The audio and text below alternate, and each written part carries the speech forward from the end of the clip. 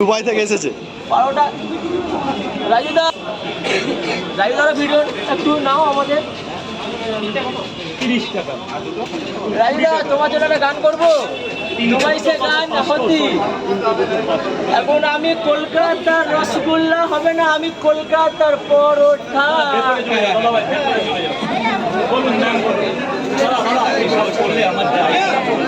ও দাদা আমি কিছু করছি না দাদা, আমি তো দুবাই সে আছি। জায়গাটার ক্ষতি, আমি তোমার তো ভাইয়ের মতো ছিলি। ভাই না, তুমি আমার দাদা হতি। রাজুদা দুবাই সে আছি, আমি তোমার দাদা হতি। দাদা পরোটা কটা?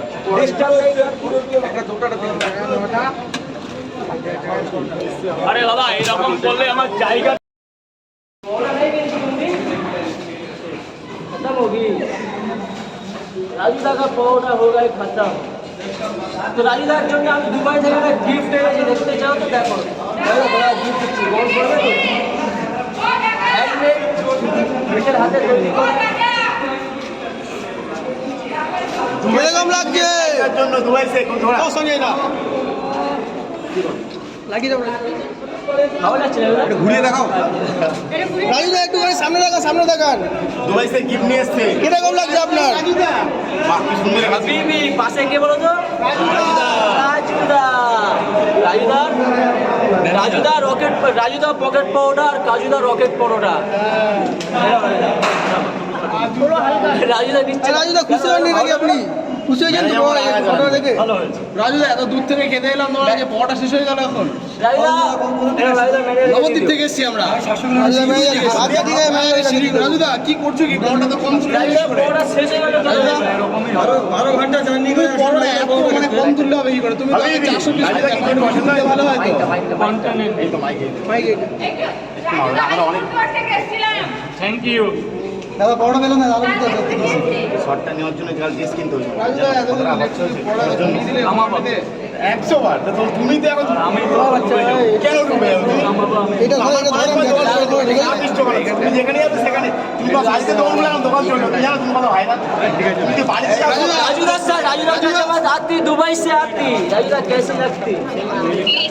আমি এসব পছন্দ করি না। मतलब মানে আমি তোমার আমার মায়ের দিব্যি খেয়ে বলছি আমি এসব পছন্দ করি না। আর যেটা ওর বোঝা খুব ভালো। राजूदा सर नीचे बैठती। এগুলো আমি পছন্দ করি না ভাই। তুই ধর আমার ভাইয়ের মতো, তোদের রিকোয়েস্ট করছি আমাকে ব্যবসাটা করতে দে। नहीं आती हम लोग। সমবয়সী ভাই, তুই আমার বন্ধু, তো একটা ফ্রেন্ড হয়ে তোরে বলছি এগুলো বাদ দে। আমার भाई हमारा भाई है भाई। আমাকে সবার কাছে রিকোয়েস্ট রাজুরা এইসব আগে দেখেছি ভিডিও পছন্দ করে না। পছন্দ করি না ভাই। ধর তুই আমার একটা ক্লোজ বন্ধু, ধর আমি বন্ধুর উপরে পৃথিবীতে কিছু, আমার কথা শোন, তুই এখানে নেকামি কর, বন্ধুর উপরে ভাই পৃথিবীতে কিচ্ছু নেই, বিশ্বাস কর। I love you. শোন ভাই শোন, ঘরের ছেলে আর আমার ওয়াইফ খুব অসুস্থ। তোকে আজকে সত্যি কথা বলছি, আমি খুব টেনশনের মধ্যে আছি। राजूदा तुम्हारा वाइफ तादेरी ভালো হয়ে যাতি।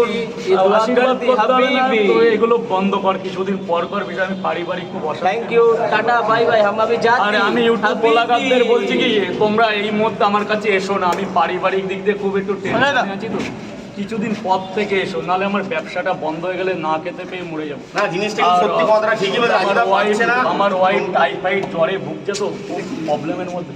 আমি হাত জোর করছি সবার কাছে। একটা মানুষ হাত জোর করছে না, তোমরা কোচিন বন্ধ করে। এখানে আমরা এসে দেখছিলাম না, পাবলিক গুলো বলছে যে তুমি দোকান বন্ধ করতে যাও, অনেক কথাই বলছো, অনেকে শুনতে হয়, সত্যি জিনিসটা খুবই খারাপ লাগছে। পোলাগারদের কাছে বিনীত অনুরোধ করছি, তো সবার কাছে রিকোয়েস্ট একটু তোমরা কম আসো।